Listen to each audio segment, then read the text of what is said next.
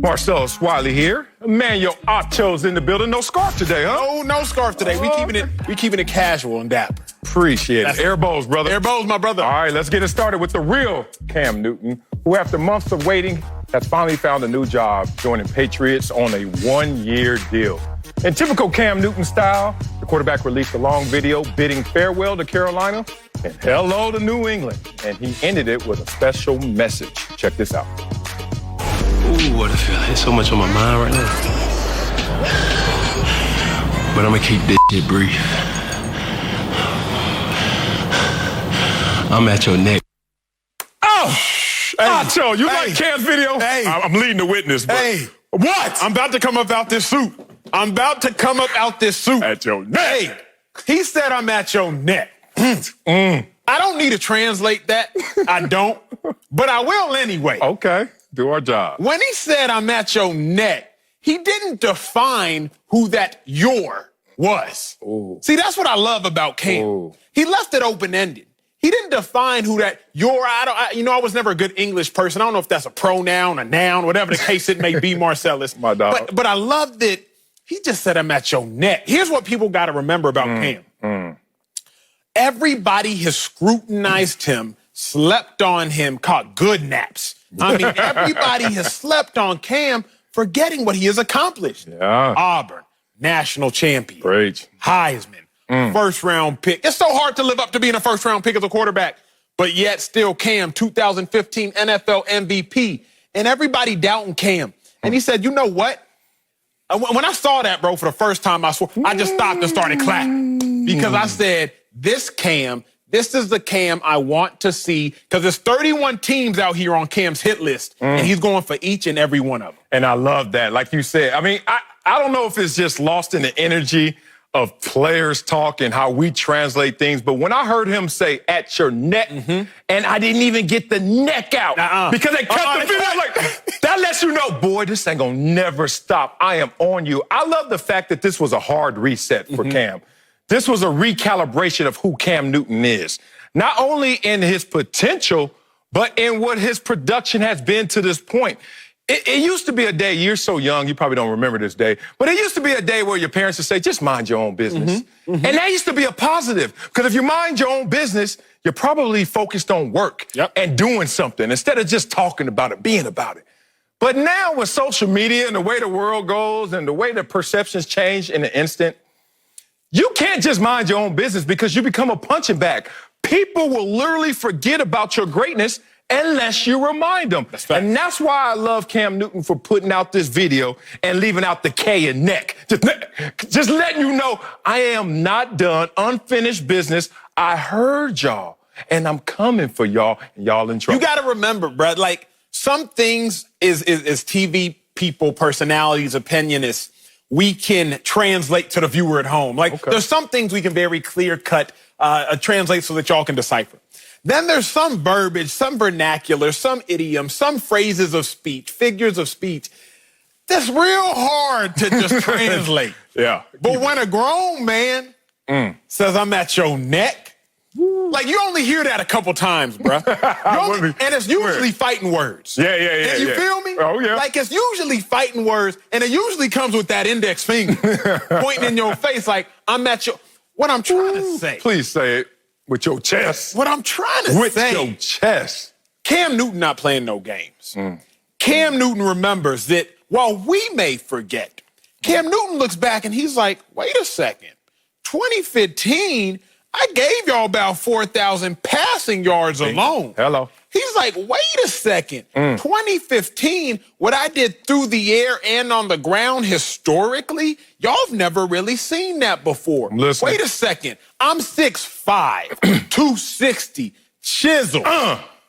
Like, put some respect with the CK on my name. What I think when I see this video is Cam Newton understands, like he said he's not bitter, but he's angry. And there's a difference, because bitterness, it'll erode you from the inside out. But anger, it's just a motivational tool and a motivational tactic. So when Cam, I don't really care to watch much else this season besides Cam Newton. I'm gonna just put it like that. And the carnage that will be left on the field. Yes, sir. As Cam Newton returns to form. I love the fact that my former coach, his former coach, Norv Turner, went on record and said, excuse me, have y'all forgot who Cam Newton is? When he was with us, 6-2, MVP candidate, then he got hurt. Just put the tape on. He played his ass off. Boy, I love working at Fox. I could say ass like that. He played his ass off. That's what Norv said. And Norv has been coaching since 1975. Norv got 2 Super Bowl rings coaching the triplets in Dallas. Norv doesn't have to take care of anybody. He's been around the entire league, knows everyone, and he pulls no punches. So I respect what he saw, and I respect what he says. But I'm going to have to employ you to, you said you're a pastor's son, right? Yes, sir. Yes, sir. Yes, sir. We need to put some of them holy healing hands on this young man, Cam Newton, because if Cam Newton, and I used to have this Lord's Prayer for myself, and then I had to stop it because I was like, I'm being really selfish. But I really did have this same mindset because I kept getting hurt, but I kept balling through injury. And then finally it caught up to me, and I used to say, if you just make it where I'm not hurt, I don't get injured, I'll do the rest. I don't need to get bigger. I don't need to get faster. That's fact. I don't need to get stronger. That's fact. I don't need the playbook anymore to digest. Just don't let me get hurt. Cam Newton on that treadmill yesterday looked like a guy who said, if I don't get hurt, and that's something that I can't even predict, y'all in trouble. And that's the pain that's coming. Bro, keep in mind, the game has also evolved now since Cam last played a really healthy season in 2017. Good point. Like, Cam was getting hurt because they were not refereeing in the same manner that they are now as far as protect quarterbacks at all costs. Everybody's kind of talked about the game. Oh, it's not physical enough anymore. For Cam, that behooves Cam Newton. When you talk about, like, people forget, yes, 2015 was his MVP season. But 2017, dude still went 11-5.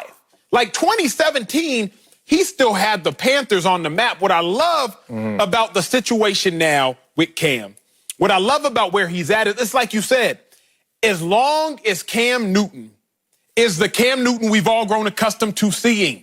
And mind you, nobody knows Cam better than Cam. That's why when we saw the video, we just showed the last excerpt from it, but walking on the treadmill for 60 minutes at incline 10, you know, I was paying attention. I saw that too. You saw that. I was like, Cam, what you want? What speed you my want? power? Yeah. Dude, going on that treadmill on an incline of 10 for 60 minutes while talking to us, letting us know, hey, I've been doing this. Like, I'm not even going to show y'all everything, but I've been doing this. Y'all will see come September what I've been talking about. And it's coming. And I didn't get an answer from you, but I assume your daddy's going to give us some of that holy water. Some of that don't get hurt juice. That's what Cam needs to rub on himself if he doesn't get hurt. Cam, beyond the production slights and the people who forgot that he was the #1 overall pick who actually lived up to those expectations, was in the Super Bowl, was an MVP, is the fact that people are trying to use the excuse, the reasoning of, oh, Cam had to wait because he couldn't get a medical examination. They couldn't bring him into the fold. So I had to do my own Matlock work and realize that free agency started March 18th after our country shut down March 11th, 13th. At least 15 players that were hurt or on IR switched teams mysteriously while Cam Newton had to sit there on the treadmill and create a video. Those people who all went out there and was making transactions but overlooked the Cam Newton that we know, they're going to have to pay for it. To another quarterback with a lot to prove, it's Baker Mayfield. After a rough sophomore season, I mean rough, Baker has been trying to change his approach this offseason, doing less talking and more working. Even so, former NFL GM Mike Tannenbaum says Baker will be on a very short leash this season, and that new coach, Kevin Stefanski, won't hesitate to bench the former top pick. Cho, you think Baker will be on a short leash? Absolutely not. Oh, God. Well, this dude. What? I've been torn, Marcellus. Okay. This is the first time I'm going to say I've been torn. That suit too tight. Yeah, it is. It is. Suit might get torn himself. He's not going to be on a short leash because he's a first-round pick, right? Baker Mayfield, new coach, etc. But #1 pick, not just a first-rounder, right? Yeah. But there's a guy by the name of Case Keenum, Marcellus. A guy by the name of Case Keenum, 6'1", 215. Want to know Baker Mayfield? 6'1", 215.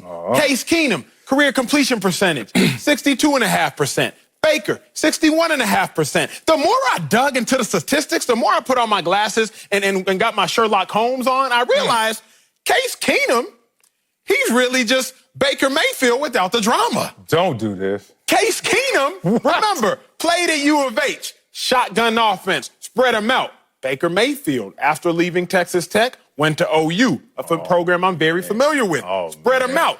Quarterbacks, what are they known for, Marcellus? Their accuracy. Not overbearing, not over-aggressive, but they're known for their touch on the ball. Case Keenum, when he had weapons, we just going to act like he wasn't that dude? Minnesota replacing Teddy Bridgewater, went 11-3 as a starter? Are we just going to act like that didn't happen? Facts. So, while I'm torn to say that Baker Mayfield will have a short leash because of the whole #1 overall pick thing, a part of me is like, Acho, don't overthink things. Thank you. I was about to go there. A part of me is saying, Acho, don't overthink things. But where I'm standing on is, in the event that Baker Mayfield does for some reason and somehow falter, you got Case Keenum back there. Damn you. And Case Keenum ain't just sorry. I don't care what nobody say. I'm with you, but hold on. You put the glasses on, you started to overthink, and then you took them off, and then you stopped thinking. Like, I need you to figure out some medium. You gave me a height-weight similarity comparison, and then started to go to their skills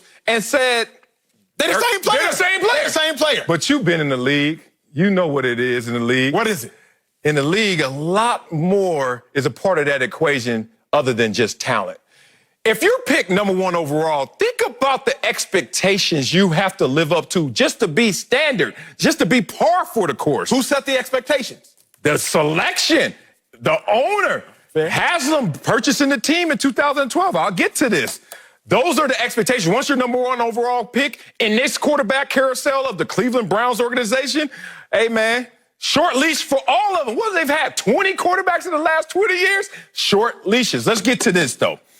If you are a new coach, Kevin Stefanski, you come in there, and all of a sudden, right before the season, a guy who multiple times said he knows you very well, and Mike Tannenbaum, it's sounding like he's talking for Coach Kevin Stefanski. In this sense, there's two ways this is going to play. The bad way is either he's going to live and die on the field. We put Baker Mayfield out there, damn right, duh, and we're going to put him out there in an extended stint to let him live or die on that field. Now, if it goes south, we got to pull the trigger fast if I'm Kevin Stefanski. One, I'm a new rookie coach. I can't have that win-loss record get affected by a guy who I see once again on the trajectory of throwing 21 interceptions like he did last year. So if it's bad, he looks at the owner and says, hey, man, this your guy. This your dude. I'm sorry. I know he's a rock star if he hits, but he's not hitting right now, and he is sinking this ship. So then ownership got to tuck his tail once again and have to retreat.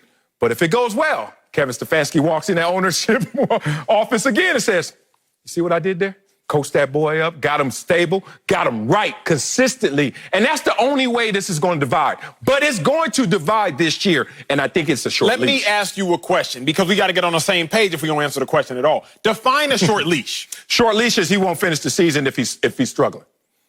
And that's dictated by Baker Mayfield. I'm not saying they're going out there with the intent to try and shorten his leash. They're going out there and say, we don't want a leash at all. But Baker, you've been too inconsistent. We are underachieving. You are at the most important position. So if I'm a new coach, I can't have this stain my resume like it did.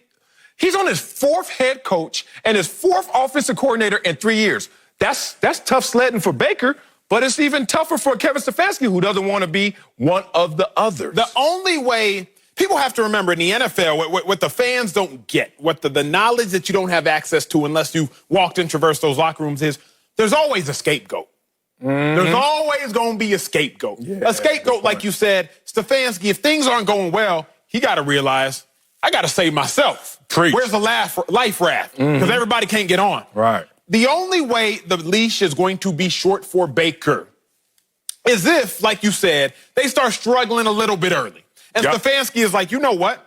I can't commit to this dude because I just got here. I'm trying to save myself. Bump this. I'm going to go to Case Keenum, who has come in relief and won some games before. But what we have to remember, Baker's still only on year 3. New system. Again, there are just so many excuses for Baker Mayfield, who, by the way, since he has gotten to the league, has been, for whatever reason, the king of excuses. And we've made them for him. Yeah. But I'm not with this.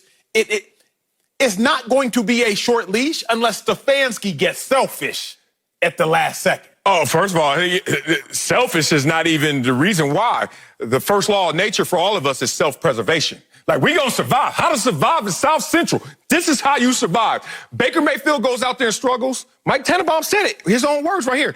Baker Mayfield will not throw 21 interceptions because when he's on track to do it, he'll be standing right next to coach on the sideline. And that's facts.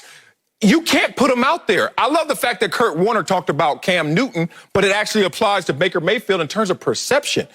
How quickly people's perspective of you change that fast. And this is a former NFL MVP who found himself out of work. You think Baker Mayfield, who was a surprise #1 overall pick, people were like, really? Baker Mayfield went #1? I thought he was going to go top 10 maybe, but #1? A surprise pick who has been inconsistent and has shown them that he hasn't always been focused just on the prize, is now in a situation where I think his job is in jeopardy. He starts off struggling, short leash. You have to do it. Coming up, the Patriots just replaced the GOAT with a former Panther. But is Cam actually an upgrade over Tom Brady? We'll find out next. The stress of daily life weighs on us all. Whether you're an elite athlete or just a regular person trying to get through the day, muscle pain and muscle tension is a real thing. That's why I use Theragun, the handheld percussive therapy device that releases your deepest muscle tension using a scientifically calibrated combination of depth, speed, and power. And now, as quiet as an electric toothbrush. That's because the all-new Gen 4 Theragun has a proprietary brushless motor that's so quiet, you'll wonder if it's on, while you soothe your aching muscles with Theragun's signature power, amplitude, and effectiveness. Try Theragun risk-free for 30 days. There is no substitute for the Theragun Gen 4 with an OLED screen, personalized Theragun app, and the quiet and power you need. Starting at only $199. Go to Theragun.com/Cadence right now and get your Gen 4 Theragun today.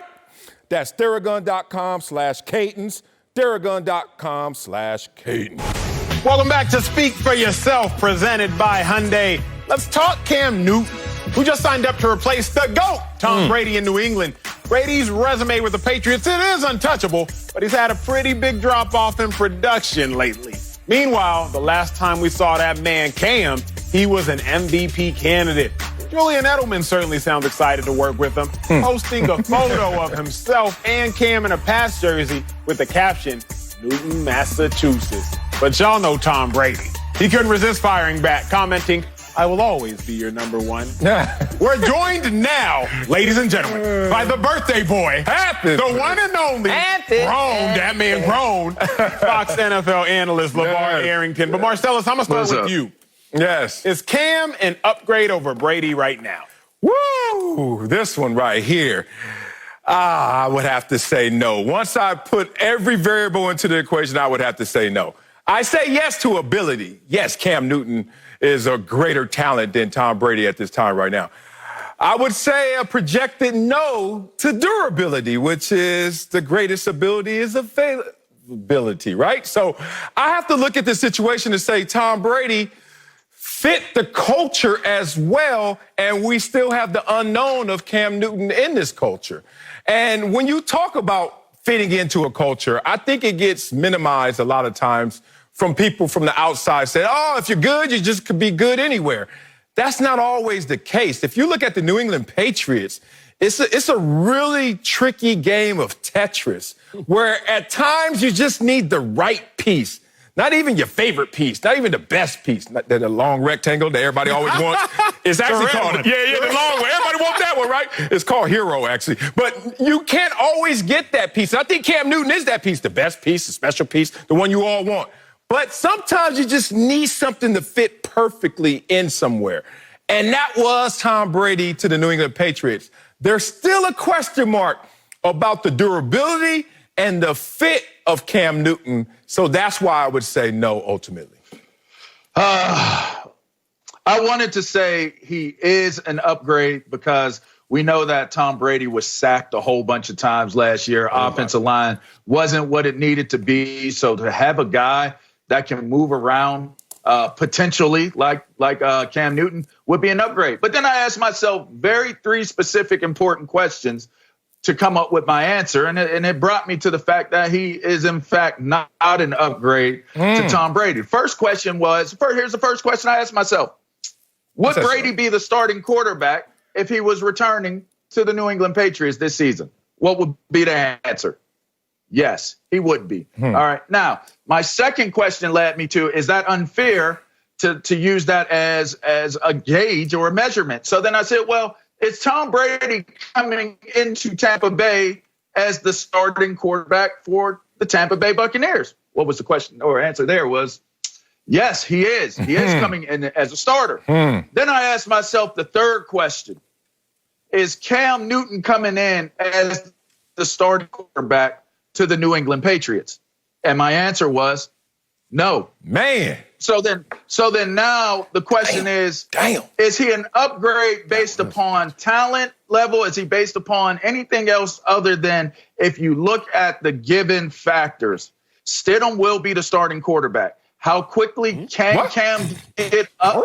Oh, Stidham will be the starting quarterback. Where? Okay. He must be talking about college. Yeah. Boy, ain't started the game in the league yet. What you talking about? In New England. So the question, he's going to put it to you like this. Is he going to have to win the job off of Stidham, or is he coming to start? I'm glad your reception messing up, because nobody want to hear all that. What? Oh, you guys are. Stidham will be starting for the simple fact that Cam has to learn this extensive playbook.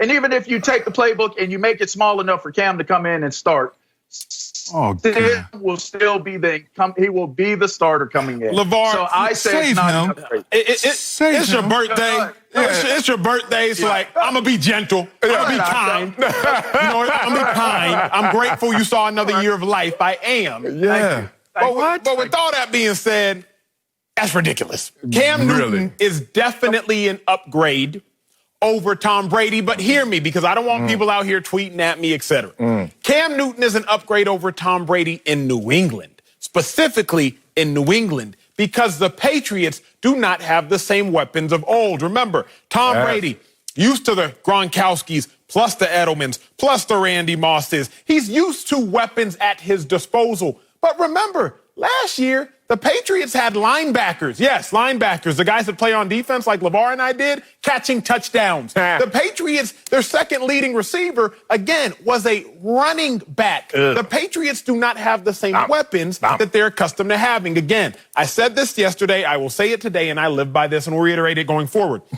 The job of the quarterback is to get the ball into his playmakers' hands. The Patriots, they lack playmakers. That is what we saw last year. Therefore, while Tom Brady may be a better distributor, he may be better at getting the ball into playmakers' hands. The operative word there is playmakers, which the Patriots don't have very many of. So is Cam Newton an upgraded over Tom Brady in New England? Absolutely. Now, if we were talking about Tampa Bay, where you have Godwin, where you have Gronk, where you have Mike Evans, then no, I'm not going to say that. But specifically in that isolated area and talking about the New England Patriots, Cam Newton is absolutely an upgrade. God, I agree with so much of what you say, and then you finish saying it, and then I'm like, I don't agree with you.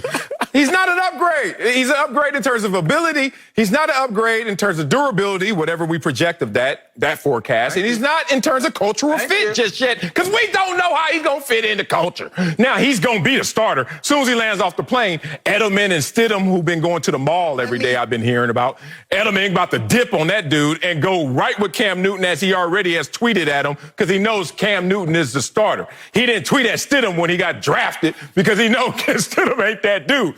Point of all this is, I know LeVar is his birthday and he had birthday prep, so he's going to go out there and say that Stidham is the starter.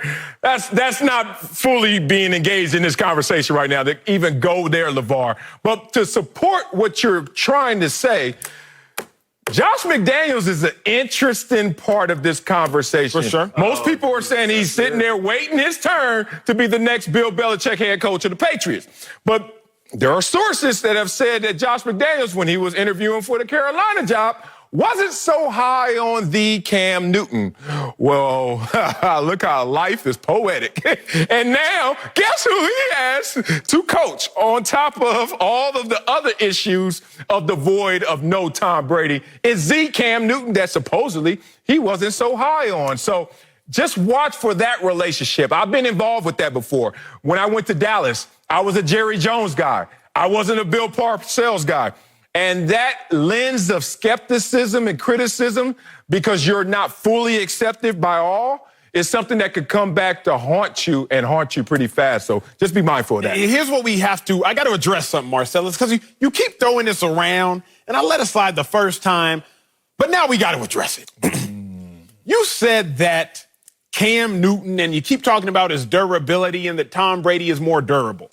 We're acknowledging right now our brother LeVar's birthday. Gentlemen, if you search his Wikipedia, I'm not going to put your age out there, LeVar, but you just turned 42. You want to know who's older than LeVar Arrington, Marcellus? Tom Brady. Tom Brady. And me. Okay? Yeah, and so if you're really going to sit here and talk about and not Cam Newton for his age, let's just put this all in perspective. The chances that Cam Newton and Tom Brady both stayed healthy behind a Patriots line, mind you, a Patriots line that was injured and maligned last year, a Patriots offensive line.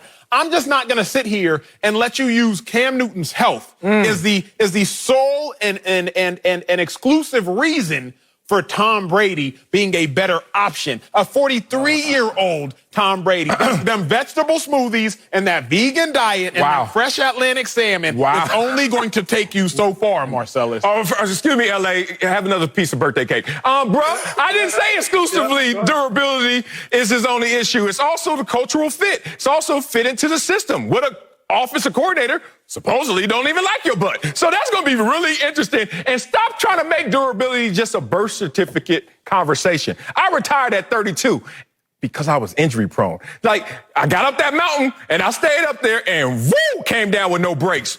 Injury prone. It's not just based on your age. There are guys who can play well into their mid-30s, late 30s, early 40s. We saw Brett Favre have a great season. We saw Randall Cunningham come off of ACL and still be a Pro Bowler at 35. We've seen this before. This is nothing new.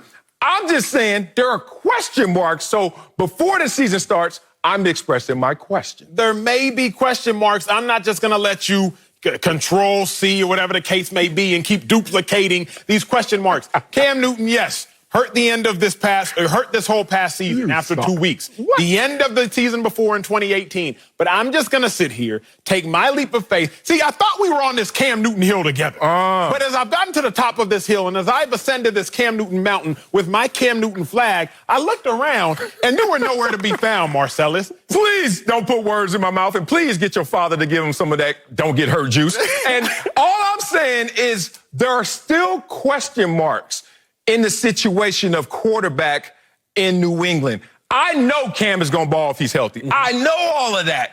But that doesn't necessarily always equate to greater success. Remember what he's trying to fill the void of. Someone that went to 9 AFC championship games, won 6 Super Bowls. That's facts. And look, Cam Newton, because of his talent, they're not going to expect much less, if anything less. They're going to be like, Cam, you're better than Tom Brady, and you can run, and you're healthy now.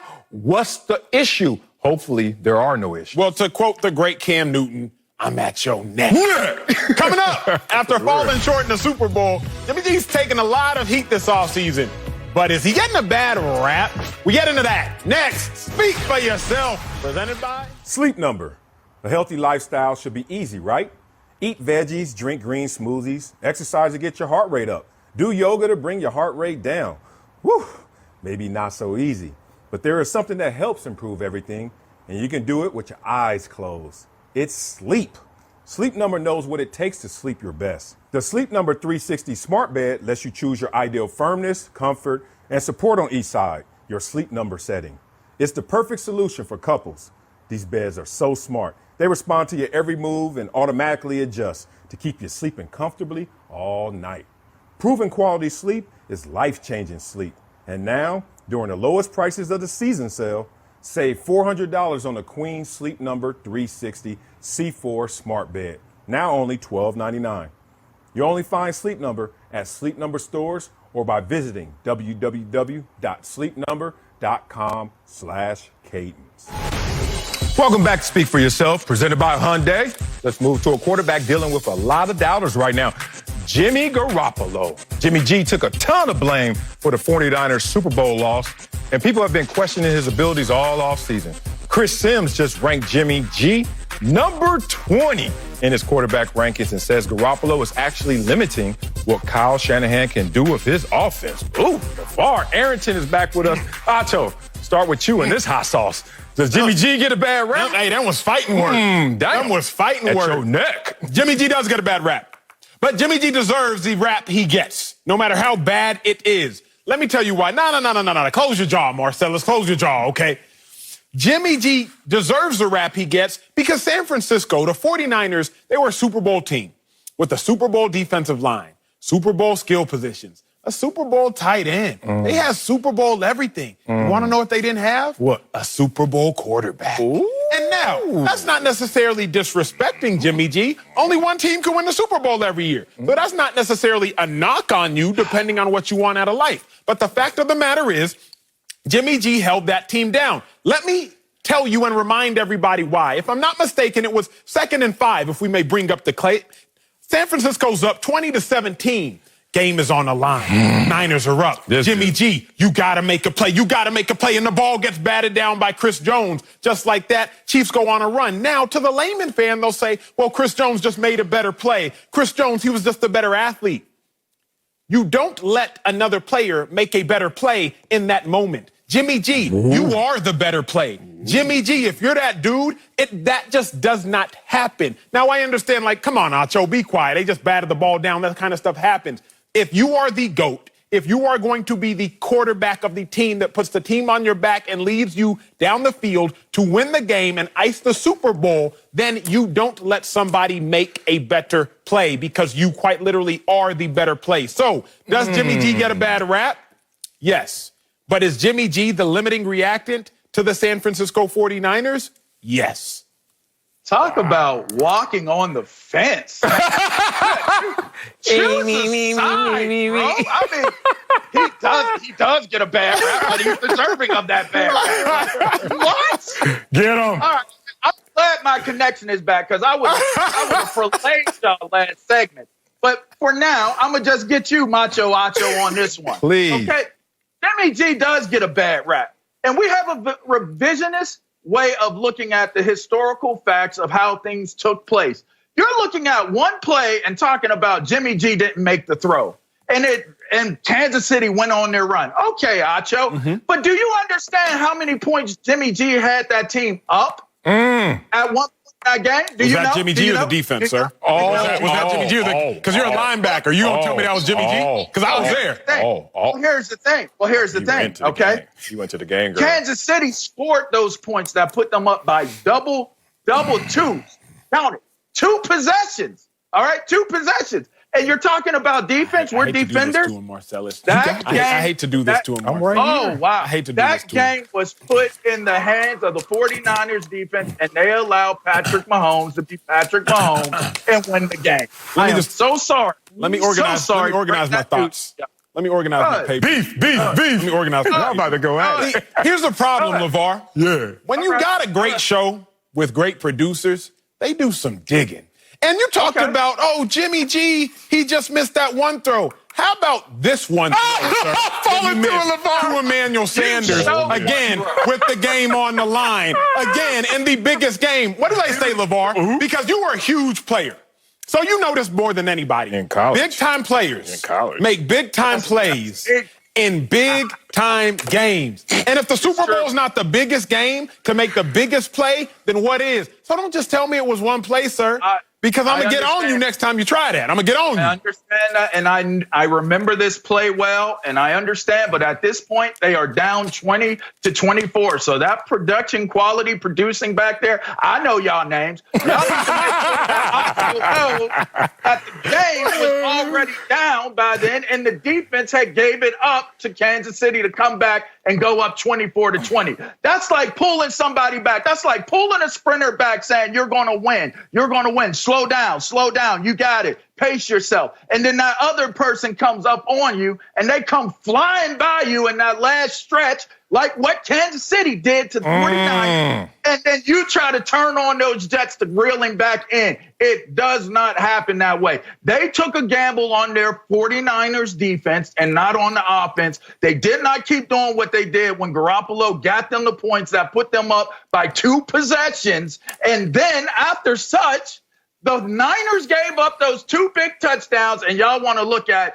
2 missed throws by Garoppolo. It, of course, means he gets a bad rap just based off of what we're doing right now. Just off of what Acho is doing right now, he's getting a bad rap, and he shouldn't get that rap. Ding, ding, ding, ding, ding. All right, fighters, go to your corner, and let me settle the score for you guys. All right, come on. Absolutely, he gets a bad rap. Like, this is one of the most egregious ones in NFL history in terms of the deception and the misperception of someone's talent and greatness.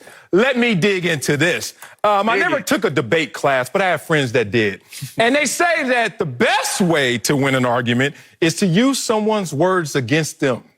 I'm about to use Acho's words against him. He always tells me in his 4 days here that you judge a quarterback by the wins and losses. A quarterback is judged by the wins and losses. So then I started to look at Jimmy G's wins and losses.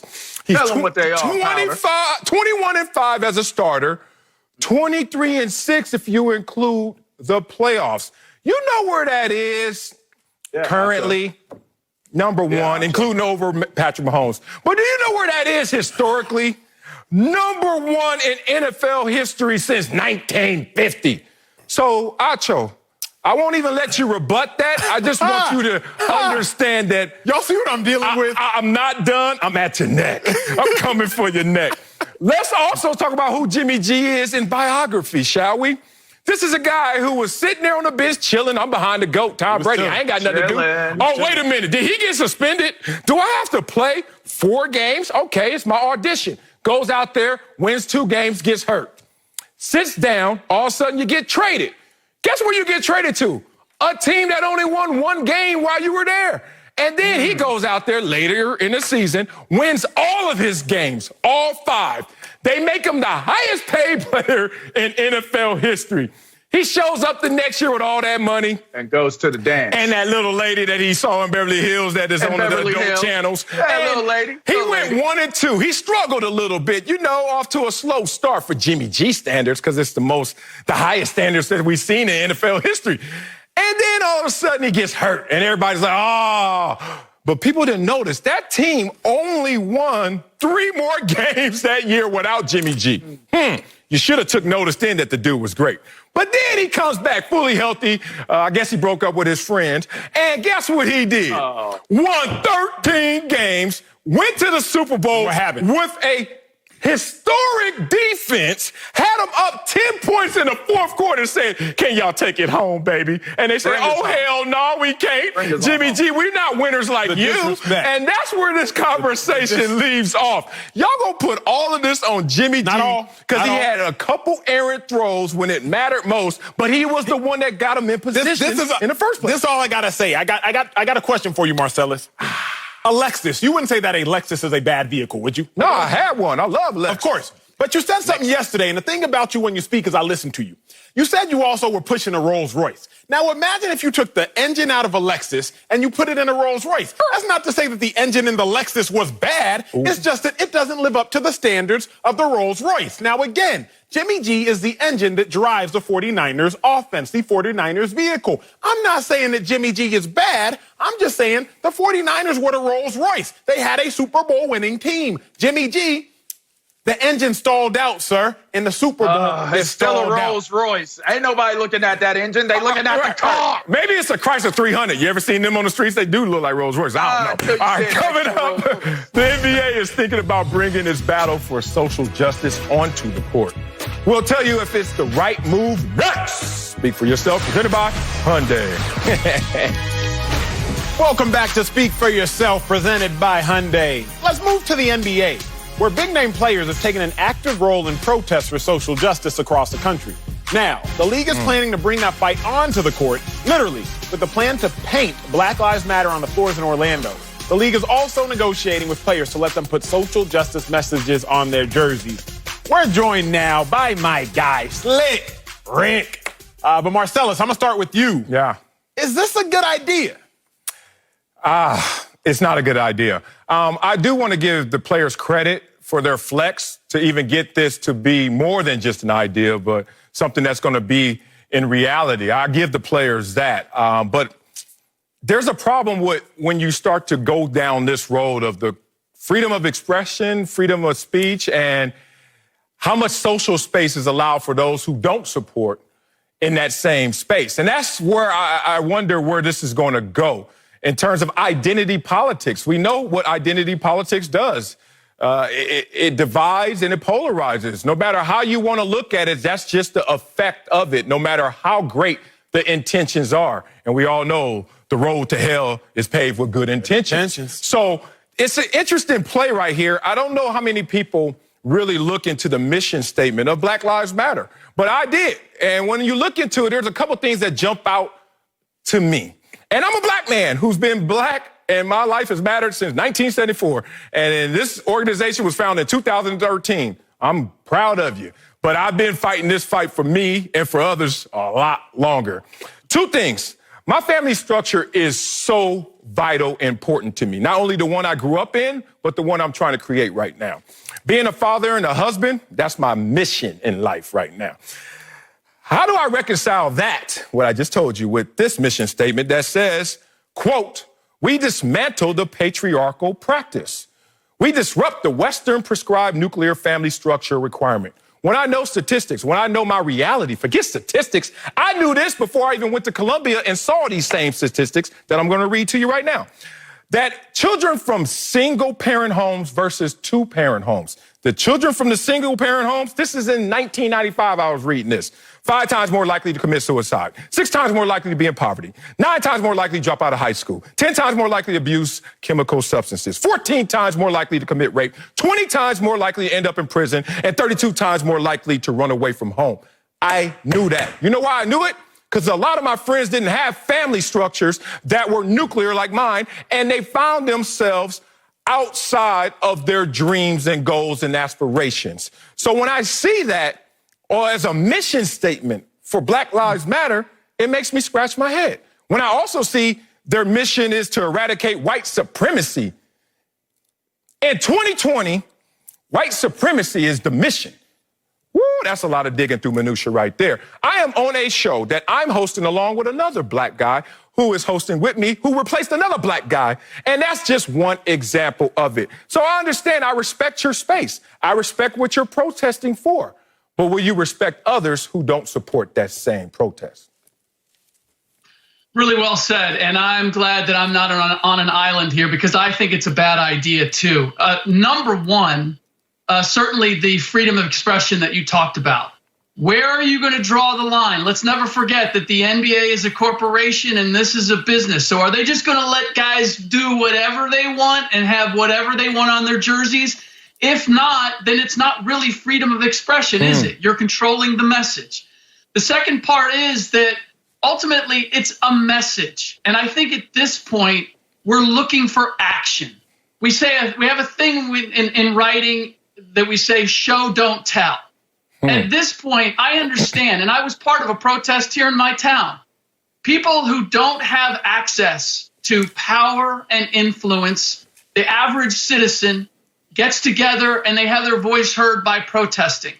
That's not the case with the NBA, and that's not the case with NBA players. They have influence, they have power, they have resources. I would much rather see apprenticeships for minorities and people of color with NBA. Have NBA teams pledge to have apprenticeships and opportunities on both sides, basketball and business, in the organizations. Hire minority-owned businesses to support the NBA and in the bubble right now. They're spending $100 million. That, to me, is ultimately action. At this point, look, I don't have any problem with messages, but to change this, there has to be something more significant than that. We've had protests before, and we're in the same place. You could go back 30 years and we were having protests and nothing has changed. And ultimately, announcing it now and saying that this is what the bubble is going to be a big part of says to all the people out there that were just tuning in to get back to normalcy and to watch basketball, are they going to tune in? Are they going to go, you know what, I wanted an escape from everything. And I get where we don't want people to be able to turn a blind eye to this. But by advertising it, now people who are opposed to this are not going to tune in. And now the whatever message you were going to send is not getting to the people that probably need to hear it the most. So and this is leverage, okay? You only get so many asks. You're asking, can we put whatever we want on our jerseys? The NBA now has the ability, when you ask for the next thing, to say, well, wait a minute, we did this. You know, make sure that first ask is going to be your biggest one, because you may not get another one. So I agree with you, gentlemen, that it is not a wise idea. I think that we are facing such a big deal right now in our society that I love and I do appreciate awareness. However, if there's ever a misstep, then now a great goal, a great agenda becomes divisive and it can become a distraction. People are always listening and looking for a reason to turn a blind eye. Colin Kaepernick, when he was trying to kneel and do what he did, remember he wore the pig socks. Not a good idea. Although Colin Kaepernick, he never really calculated everything that was going to happen. He didn't know how big it was going to get. But people forever speak of his pig socks to detract his ultimate goal and mission. I don't want players to be put in a situation where in trying to and intending to do good, you don't think through the whole thing. Now, all of a sudden, you do say or type or tweet something like we saw John Morant do, which he has since apologized for, which is now distracted from the entirety of the goal and of the mission. Furthermore, Rick and Marcellus, Rick, I agree with exactly what you said in that you have one ask. Make that ask grand, make that ask substantial. Don't just do something to do it. And to me, just painting Black Lives Matter on a court, that's not enough. To me, just putting the names of whatever you may want to put on the back of your jersey, that's not enough. There's a big issue, a real issue in America, and there can be real change, but I don't think paint necessarily will lead to that change. Well, coming up, Cam Newton finally got a new job. And Uncle Jimmy, well, he gonna tell us what he thinks of Cam's latest hype video. Next, Speak for Yourself, presented by Hyundai. Welcome back. Let's talk Cam Newton. Uncle Jimmy, your thoughts on Cam's Patriots hype video? Hey, man, let me tell y'all something. This little segment that y'all did today was the most disgusting segment on TV I've ever seen. How? Y'all sound like some little boy band. What y'all call yourself? Day Flop? Shit, talking about, I'm in love with Cam Newton. I need a DJ talking about, I know you think I'm crazy. Hey. That's my DJ console. Hey, bro, you was in my crib yesterday. Now you got my DJ equipment. Damn, I'm coming for your head. Hey, cuz, you gonna get sweaty. That's it for us.